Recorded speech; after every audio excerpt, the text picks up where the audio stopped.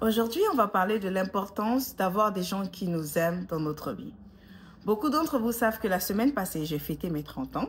Vous avez devant vous une jeune trentenaire. Oui, jeune qui ressemble à 15 ans, bien sûr. Et toute la semaine, j'étais dans une bêtise où je voulais fêter tous les jours et que je voulais avoir un long week-end prolongé de fête.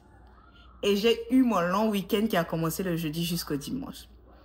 Et quand je vous dis que cette semaine encore m'a fait réaliser combien je suis aimée. J'ai eu des gens qui sont venus de tous les États, des gens qui se sont déplacés de très loin pour fêter avec moi, ceux qui ont dépensé de l'argent pour m'offrir des cadeaux, ceux qui m'ont gâté, ceux qui m'ont offert des choses, ceux qui étaient juste là, ceux dont même l'argent ne pouvait pas remplacer la présence.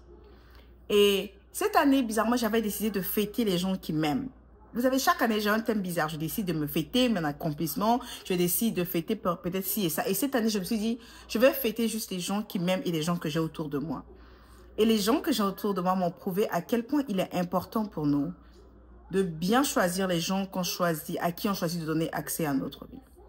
C'est très important pour nous de choisir précieusement qui a accès à notre vie. Je répète encore parce que j'ai réalisé à quel point les gens qui sont dans notre vie affectent notre vie. Vous me voyez aussi glorieuse, aussi souriante aujourd'hui parce que j'ai passé tout un week-end rempli d'amour.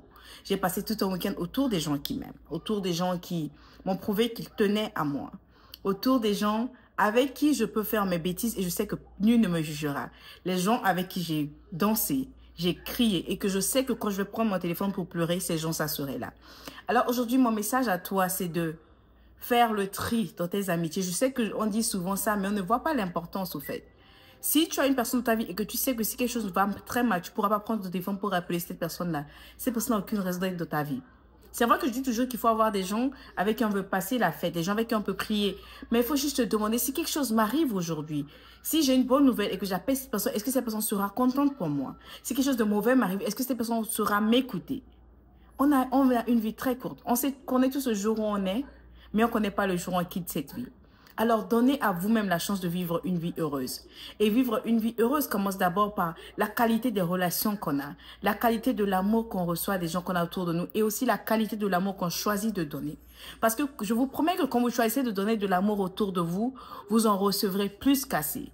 La loi de qui donnant est une loi réelle. Et le karma aussi est une loi réelle.